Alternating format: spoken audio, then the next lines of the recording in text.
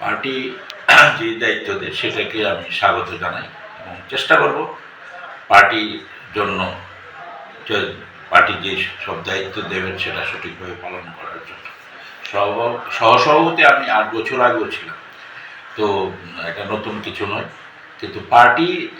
শেষ কথা, পার্টি যে দায়িত্ব দেবে সেটা পরিপূর্ণভাবে করব। এবং রাজ্যের মানুষ, সারা দেশের মানুষ আজকে খুশি আমাদের প্রিয় প্রধানমন্ত্রী নরেন্দ্র ভাই দামোদর দাস মোদীর নেতৃত্বে সারা দেশে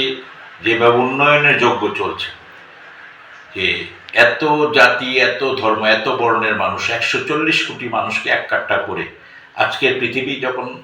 অশান্ত, বিভিন্ন দেশে যুদ্ধ, আজকে সারা পৃথিবীতে একটা অশান্তি বিরাজ করছে, সেইখানে দাঁড়িয়ে আজকে ভারতবর্ষকে যেভাবে নেতৃত্ব দিচ্ছেন আমাদের প্রিয় প্রধানমন্ত্রী, পাশাপাশি আমাদের রাজ্যের মুখ্যমন্ত্রী অত্যন্ত সজ্জন